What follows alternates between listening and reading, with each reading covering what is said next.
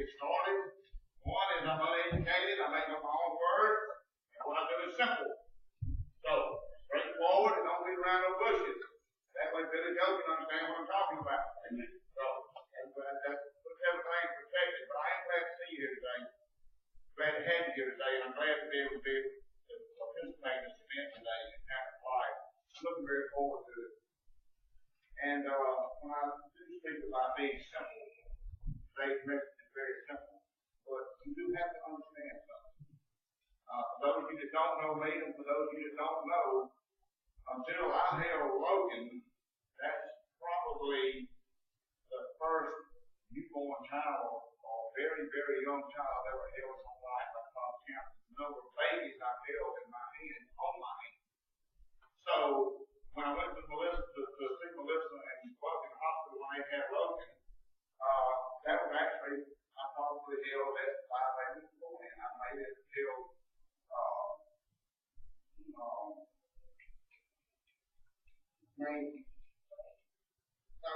Tanya. I can't remember. I can't hear you. I couldn't make a play. I've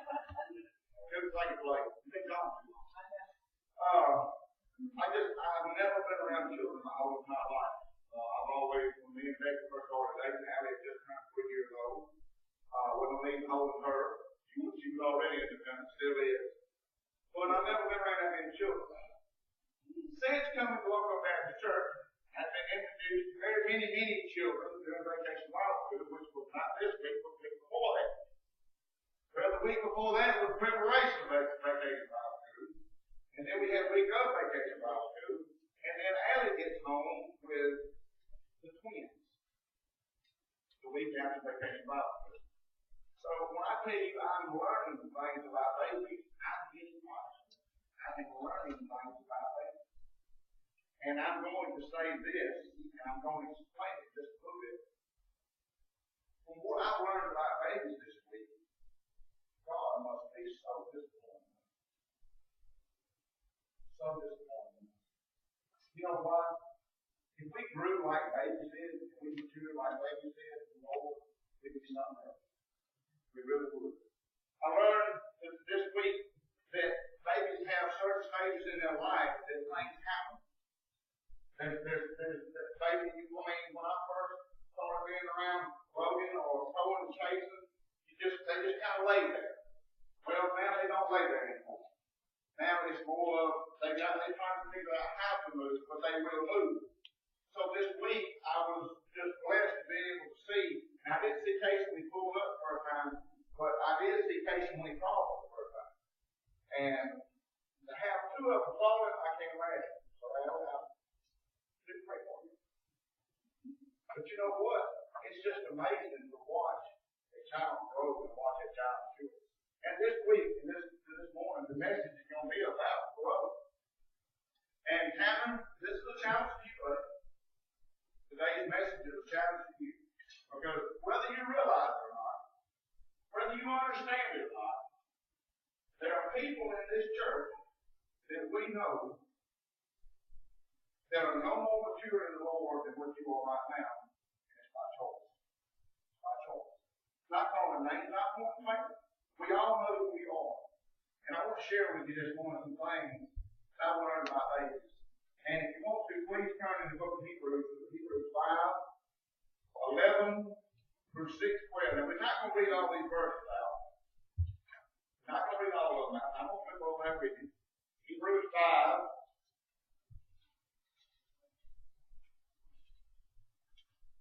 Hebrews 5, we're going to start in verse 11. Hebrews 5, we're going to start in verse 11. This is what the Lord's Word has to say about this.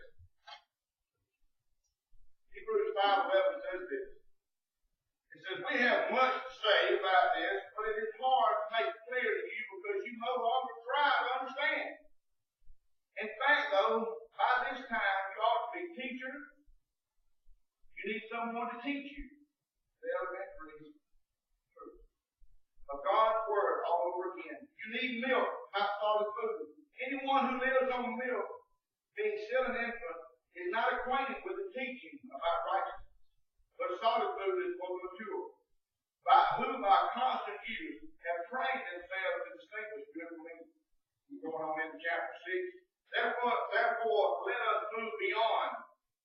elementary teachings about Christ and be taken forward into maturity, not laying again the foundation of repentance from action leads to death and faith in God.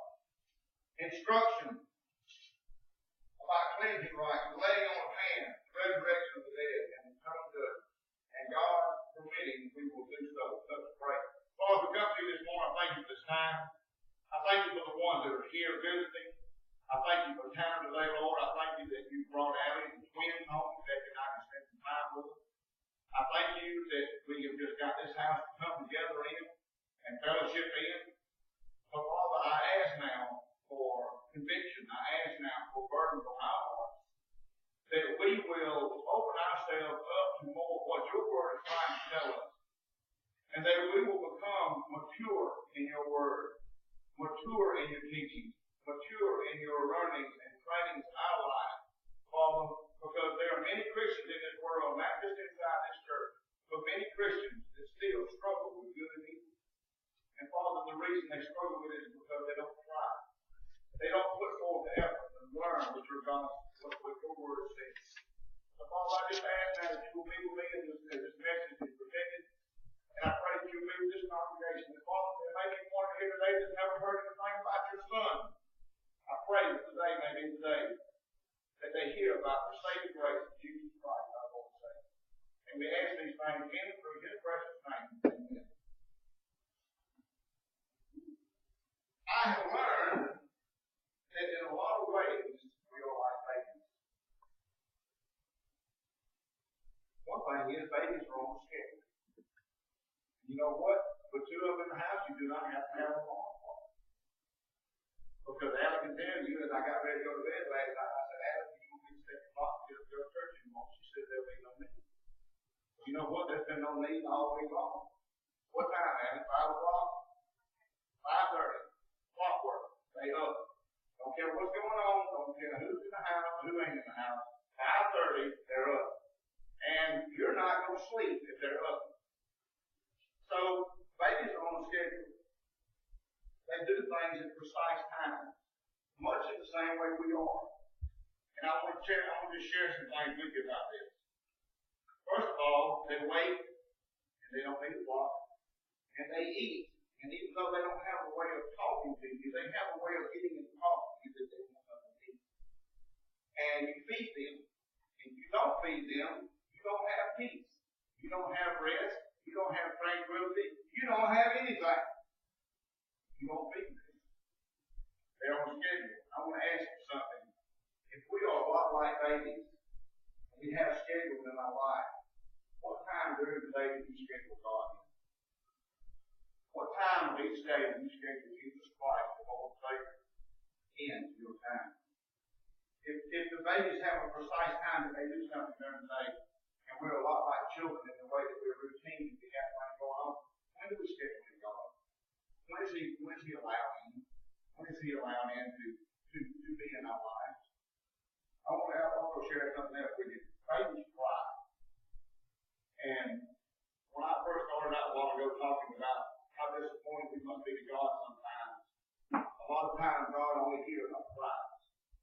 Now the difference between a baby that's real little and us is babies cry for one thing, and that's something they need. A baby cries when they're ready to go to sleep. Now I ain't never seen it. Has anybody ever been around a baby that falls asleep and then falls asleep? Falls asleep. Why not? 9 years old, it's just off the solution. I should have never been. Right asleep. Just fight. Imagine two of them. Same age, fight asleep. And last night, Allie was gone, me and Becky were there, and we thought we had accomplished a miracle. For the first time ever, I dried off the child, put baby lotion on him, and put clothes on him. And I had to ask Becky which way to stop. And that is the truth. I kid you not. But we did do this. We were able to get both of them fed, clothed, bathed, the whole 9 yards. And with two of them, you have to play one before the other. And you have to figure out which one's going to do what first in order to be able to handle the next one. You have to see which one gets sleeping first, but you can go ahead and get that one, finish the deal, go put that in bed. Well, Cohen went to bed last night at about 9 o'clock. Straight to bed, quiet as a mouse. Casey wasn't interested in it. Wasn't fussy, he just wasn't going to bed. Period. He was going to sit up and he was going to play. He was happy because he had just learned how to crawl. He was happy because he's sitting up. He's happy because he's pulling up. He's not going to bed. So for an hour, we sat there. Allie got home. Me and Becky and Allie with Casey. Not whining, not crying, just not going to sleep. Does anybody ever have a child that was didn't do what you wanted to do? Got a lot of hands in this area over here. Well, guess what? Jason finally started getting a little bit sleepy, so it's that moment. You have to take advantage of it. When he starts to slow down and he's looking at TV in the house and you get him up and you take him out, what happens? Cohen. Yeah! Becky walks in with Jason. She walks out with Cohen. He's ready to play. So at 11 o'clock, we're finally to bed. The point is, babies cry for things that they need. Babies cry when they get ready to go to sleep. Babies cry when they need food. Now, as they get older, they learn how to cry for things that they want. We all know what that is. But the thing about it is, we're no different. Because the older we get, the less we mature in the Lord, we cry for things that we want rather than crying for things that we need.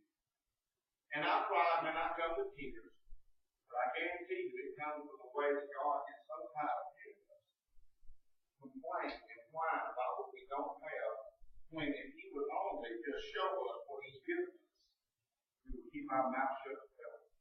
It's amazing what He's given us, and we don't even appreciate it. So, moving on.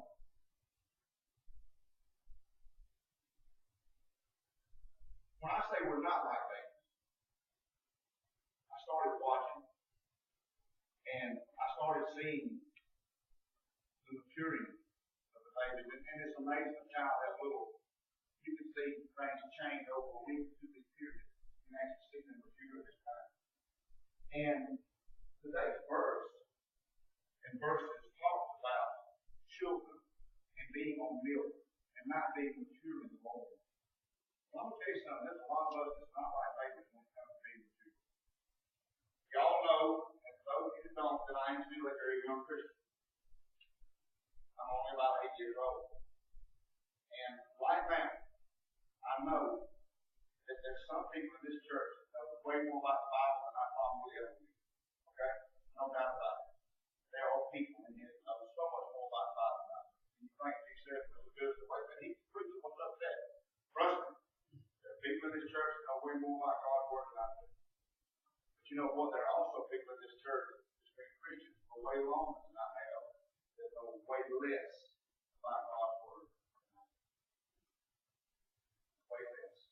When I tell you at the beginning of this that God's got to be so disappointed with us sometimes, if I look and I see a child growing and maturing, shouldn't you think God would look down on us when we accept Him? And shouldn't He see growth? Shouldn't He see maturity? Shouldn't He see us wanting to become more? Shouldn't He see us wanting to get rid of the old ways? Shouldn't He see us wanting to become something that can be used by Him?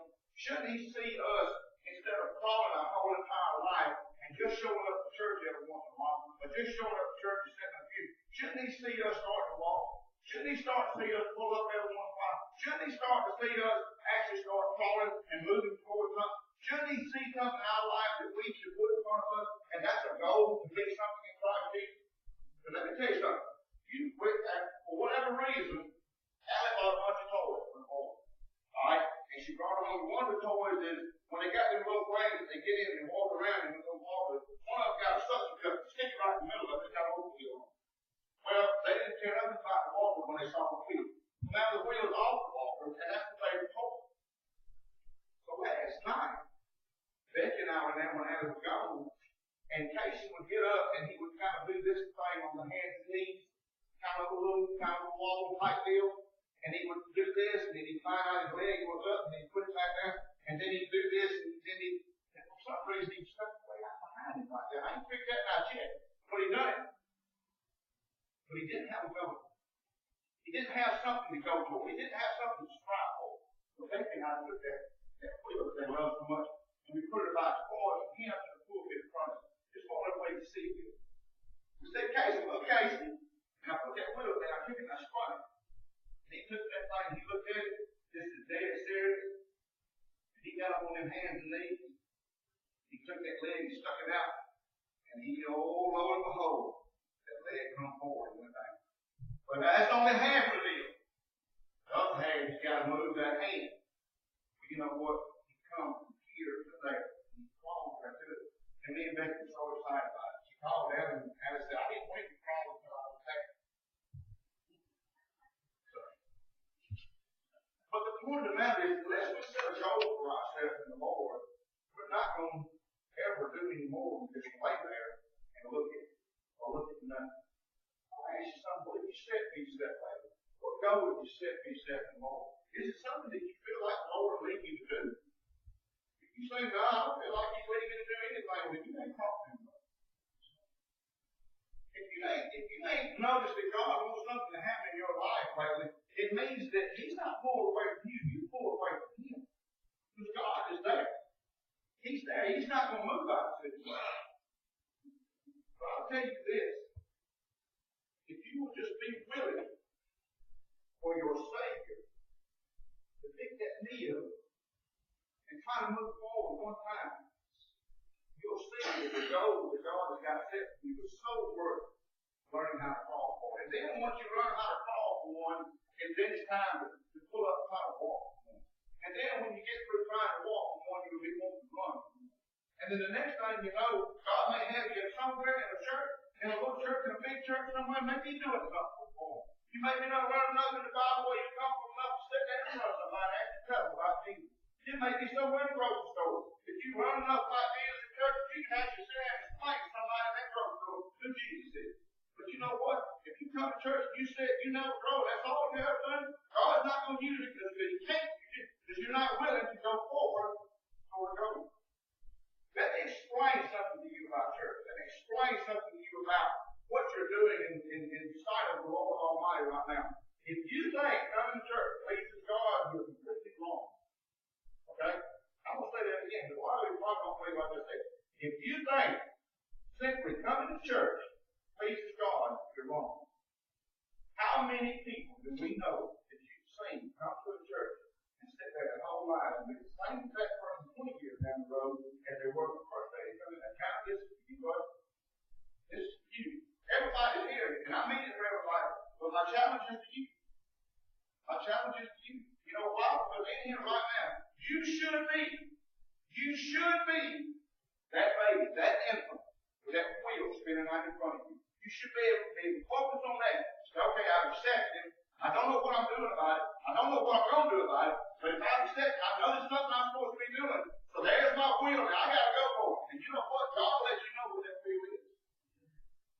God will let you know. He will tell you. He will show you. But He will give you something. He'll give you the tool. He'll give you the direction. He'll give you the opportunity. A lot of people, I'll share this with everybody in here. A lot of people say, Marty, when you feel the call, I said, never have. Never have that call to be a preacher. See, I don't want to be a preacher. This ain't what I want to do. I want to be doing Marty stuff. I want to be laying on the track stuff. I don't want to be here preaching. That ain't the point. It ain't about what I want to do. It's about what He wants to do with me. And until we're willing to give up enough self to do that, we're going to be the child laying on the pallet, sitting still, slobbering all over ourselves, and not going anywhere.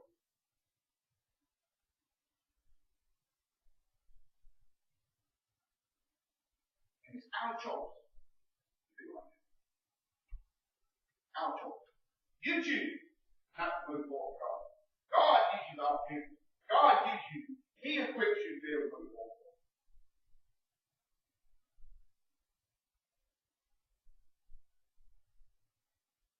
We are a lot like them. I'm going to share this with you. And then I got something I want to close with in just a little bit. We are a lot like them because we depend on man to help us in our time of need. Let me explain something to you. I know as well as anybody in here, them two little boys that we got and Logan and anybody else that's in here that's child, I know anything about children, they depend on their mothers and fathers to care for them. Okay? They depend on their mothers and fathers to care for them. We're not talking about care as always wiping their nose and stuff like that. In our life, we're talking about spiritually growth. We're talking about spiritual growth. We're talking about taking a step to the Lord that actually means something. Getting off of all of our lazy, selfish hind ends in the pulpit and actually doing something for Him. That's what we're talking about. So, where I'm going with this is this. We've got to quit depending on man to make us feel good about who we are in the Lord. You should never listen to a Sunday school teacher. You should never listen to a VBS prayer. You should never listen to a speaker or brotherhood. You should never listen to a preacher. You should never listen to anybody that's got any position or ever speaking about God to lean on them for you learning more about Him unless you're willing to take the next step on your own. So you can come to church and you can sit, and you can come to church and you can sit, and you can come to church and you can sit, and you can listen to one of the best preachers that's ever been. Maybe one day y'all will get somebody like that. But right now you got me to listen to it. As simple as that is, as long as you're listening to me and you ain't not willing to take that next step, you're not growing. You know what you're doing? You're being entertained. My job is not to entertain you. My job is to first be obligated to Him by telling you that you need to grow for Him. I don't have to be fancy in that. I don't have to paint a big picture to tell you that. Why is it? Why is it? Why are we who we are? We've had this discussion as of late, and we've talked about a lot of things, but it comes down to selfishness. The whole thing in a nutshell is selfishness. If we want to do more for what we want to do than what He wants to do with us, then we are being selfish and we're not growing. You know what? That little child will have a choice. In order for him to, he's going to grow. In order for him to grow, he's got to eat, so he's got to be taken care of. So there's a point in that little child's life where he's going to have to rely on somebody else. But you know what? If you rely on watching a preacher on TV or hearing a preacher for your spiritual food, your spiritual maturity, you're not eating. You're not even getting a good smell of what it smells like. Unless you're willing to do it yourself. I want to close today. I want to take a few minutes and I want to share something with you. And we can go back to the verses. And by the way, those verses that you see up there, if you want to write those down, all of those are references back to Hebrews.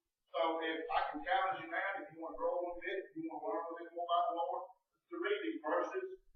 But I've got some notes right here.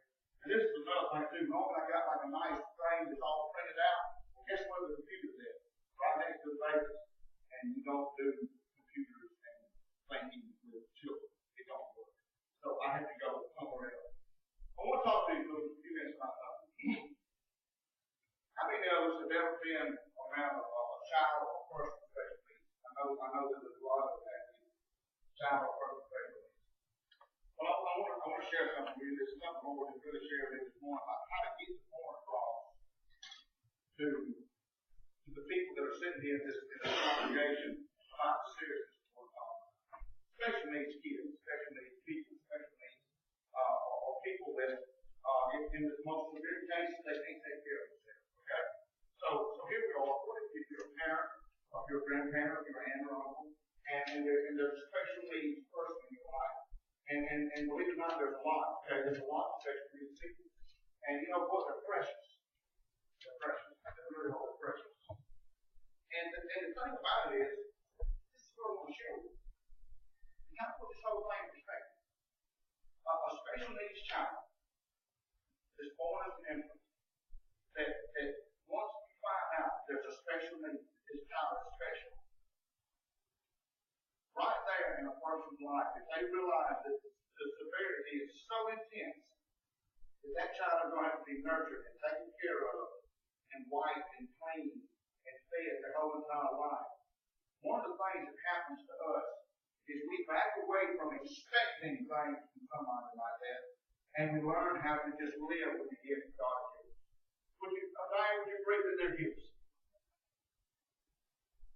And the thing about it is once we get to that point where we quit expecting something out of them, and and quit expecting them to be what we want them to be. And quit just assuming or desiring that one day they're going to become something other than what they are now. Once we get to that point, only then can we really truly understand how much of a gift they are. Because anything before that, they're a burden and a hindrance. You know what's sad? A lot of people never get past the point of the burden and the hindrance. When all it is God's gift. If we would just look at it. And once you get to that point, you don't have any more desires for that person to become any more than who they are right then. Because you just love them for who they are. You don't have any more expectations. You know if that child was born with something wrong with their brain or where they would never be able to form a word, you're not going to hang on every morning when you get up waiting on them to hear them say, Mama, Daddy. You're not going to wait for them to hear them say anything because you know that part is not in them. If you have a child that's born with a physical defect and their brain's good, they've got something that's deformed about them, something like that, you're not going to wake up every morning wishing and hoping that child will just hop up and go outside and play baseball with the rest of the boys, or go out there and sit on the swings of a girl. It's not going to happen because you know that. You're going to quit expecting that. You're going to quit trying to believe yourself in who they are and just love them for them. We're talking about people of special needs. We learn who they are because of who they are. And we expect them from who God has given us. And we love them. Or we better. If you don't, you better. I know people right now that special needs people change people from who they used to be to who they are now. Special needs. Be it a physical disability, be it a mental disability, be it autism. I know people that have been changed because they just finally got in tune with the gift from God rather than a hindrance. So there we are. And we love them for who they are. Okay? Let's flip the page. And on the next page is a Loco or Jackson or Coleman or Casey or Crystal.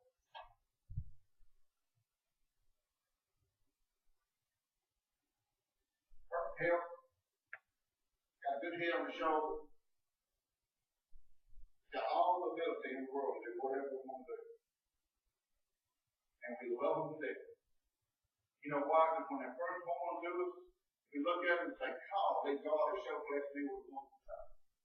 God has blessed this family with a beautiful, healthy child. How many times have we heard, and I've heard it many, many times, other than with Alice's case, because there was more than 10 fingers and 10 toes. There was actually 20 fingers and 20 toes. But how many times have you heard on that telephone somebody talking to somebody who's had a child? Oh yeah, 10 fingers and 10 toes. 10 fingers and 10 toes. You know what that means? If you came from the South, you don't understand what it means. I'm going to explain it. It means baby's healthy. Baby's healthy. 10 fingers and 10 toes. Baby's healthy. Gloves are good. Breathing on his own. Whole 9 yards. 10 fingers and 10 toes. Okay, so you got a child that's got 10 fingers and 10 toes. You got the whole thing going on. And that child starts growing. You feed that child. You take care of that child. You love that child. You feed that child. You take care of that child. You love that child. The whole 9 yards. And you just keep feeding. You keep feeding. And then that child starts to get to a point in their life where they start to begin to make decisions on their own. And guess what? The decisions they're making ain't the decisions that you want them to make. Does that ever happen in your life? I don't know right now.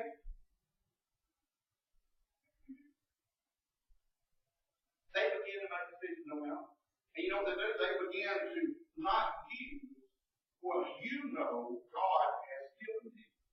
And I like to do the finger pointing thing because it brings emphasis that there is specifics we're talking about here. Everybody in here knows somebody that has a specific thing in their life that God has given them that they've chosen not to use.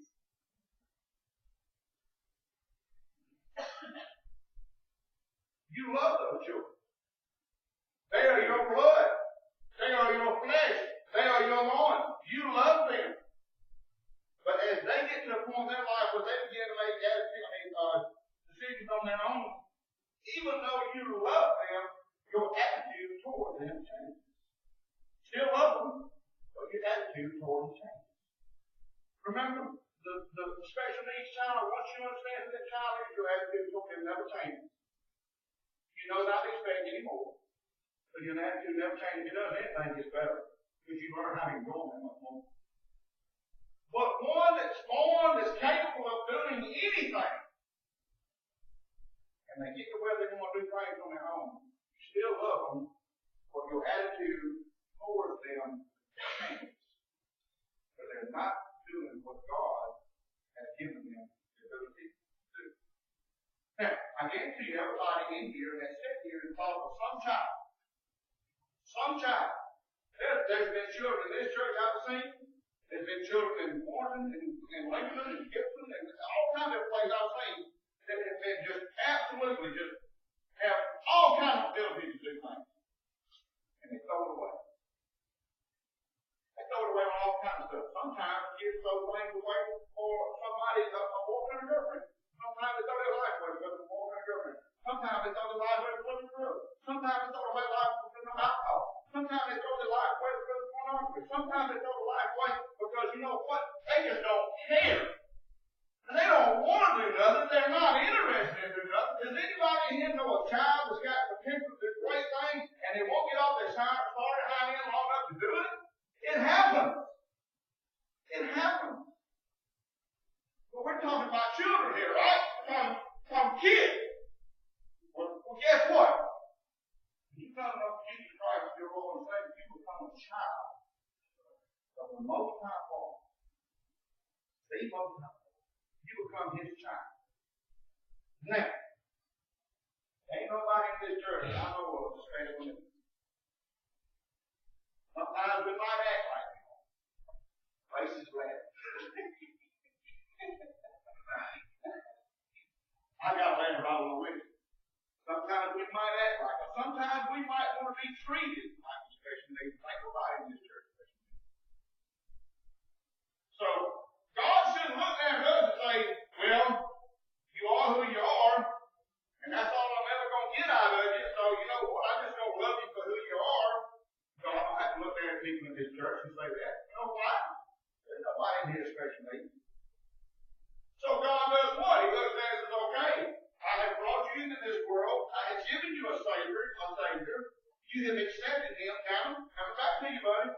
You have accepted Him as your Savior. You have asked me to forgive you all your sins because of what this Savior has done for you on the cross. I've done all these things for you. You have become my child. What's next?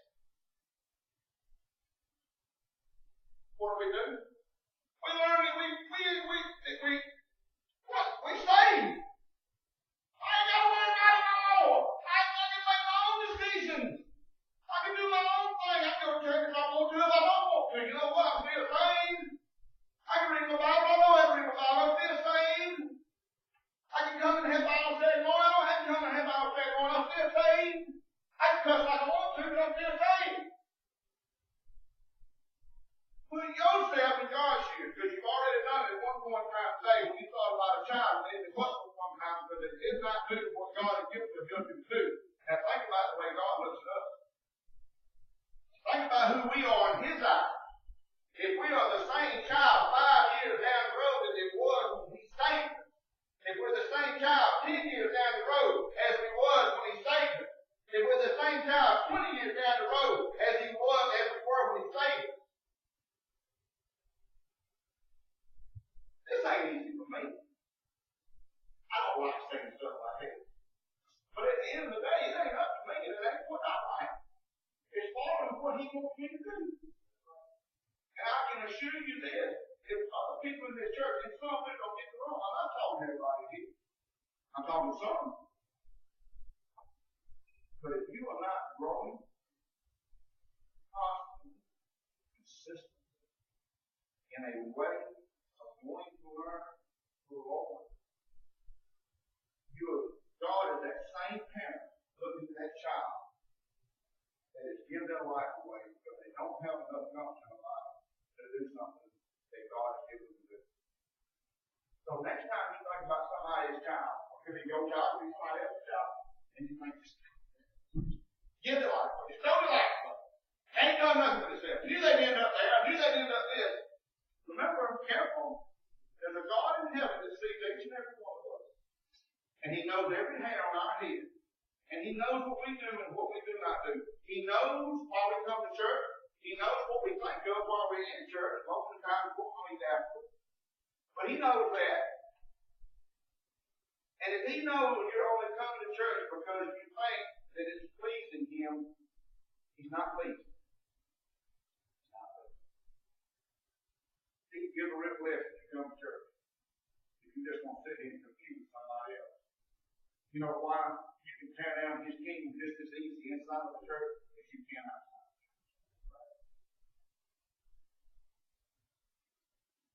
It's a challenge. I'm challenging each and every one of you. I don't care if you're a visitor. I don't care if you're new. But if you profess Jesus Christ as your Lord and Savior, you need to be a different person 5 years from now than who you are right now. And you better be a different person now than you were 5 years from now. And I'm telling you this, buddy, more than everybody else. You have taken on Jesus Christ. You should wear Him every day. You should let the world see that Jesus is in you. And it ain't just for you. But my challenge is this to you, because this is your day for your baptism. You are starting your maturity by being obedient to your Father in heaven, by being baptized and showing everybody else out here who you very dang well be. And I say that in a very serious way, because there are many ones that have been in that booth right there. And I've asked them, is Jesus Christ the Lord and Savior? They look at me and just said, yes, He is. By the Father, Son, and Holy Spirit, I now baptize you and bring them back up. You send us to water driveway outdoors. What is it with you? And people say that just can't be. Let me tell you something, it is. It is. We asked a challenge not long ago. And that is me, okay? Maybe people just come to hear me talk, and when they find out I'm getting serious about something, they're ready to go somewhere else.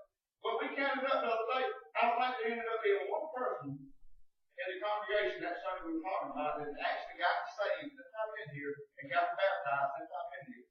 And I know that Lane has got saved at Vacation Bible School, and he's been baptized. But the amount of people that's been baptized here that are still here since I've been here, they ain't here. I'm not going to try to tell you. I'm not going to very try. But you know what it is? When they come up out of that water, they were just established as they were in the man. I'm not questioning their salvation. It's not for me to question their salvation. But you know what? In the book of James, he says, I'm showing my faith by my word. Well, they work hard to get out the door and never come back. So let the faith be seen. You know what's so sad about it? If man can see the lack of faith in somebody that professes Christ, God can see it before you ever start with it. I keep saying this thing about professing Jesus Christ as your Lord and Savior. I'm not trying to confuse anybody. There may be somebody here today that actually don't know Him. There may be somebody here today that don't realize what power got going on in his life. And I pray that if you are that person, that you will at least let me share this with you. I scared to death out of kids they take about you. I had some young guys that took around. You know why? Because I told them I used to. I shared with them I used to.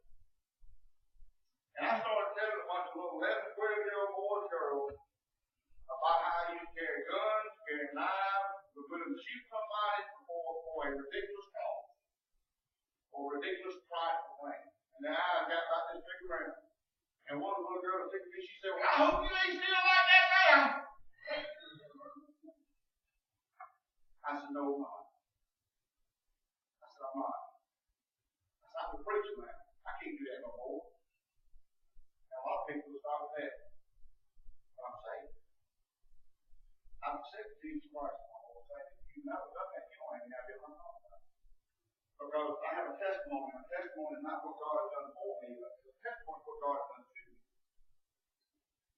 If you don't know Jesus Christ as your Lord and Savior, then today possibly needs to be the first day of the rest of your life with Him. But if you don't know Him, you're not wrong tomorrow. And I know as I stand here before you right now that you can call me a hypocrite, you can call me pride, you can call me conceit, you can call me anything you want to do, but you're not going to call me to hell if I'm not going. Because I know when I leave this earth, I'm going to do my part. And I have that peace about me, and you can't take it away. I don't care what you call me or what you do to me. You cannot take that from me. You know why? Because He gives it to me when I ask you. And if you've never done it, I don't care how big and big you are, I've watched a million big man fall because of cancer. I've watched a million person get killed in the pulpit. I've seen many, many things, and I know many, many people that lost their life way before we thought they should have lost. And it saddens us, but it's reality. Don't play with God. Don't play with His salvation He gave us on the cross 2,000 years ago. Don't do it. It ain't working. It ain't working. You're talking about your turn. Let's pray. Father, come to you now, thank you this time. Father, we get ready now to have this invitation. If there be one in here today that is just been confused by everything I've been talking about, then ask you. It leaves everybody. At least they're trying to figure it out. So, Father, I ask you now that if it leaves that one heart that's maybe never heard like your Son, may that heart come back. May this time of invitation be a time when this heart can come down, this soul can look to you and ask for your forgiveness. Ask for your grace. Ask for your mercy. By admitting who they are and who you are. Father, we get ready now to start the baptism. I pray that each and every one sitting here around will understand that this baptism is not to save the temple.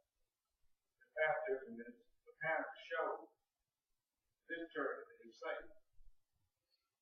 And I ask that you will bless this time of baptism. And I ask that you will bless this time of us coming together and learning together and beginning a new leaf, turning over a new leaf and starting a new tomorrow by actually growing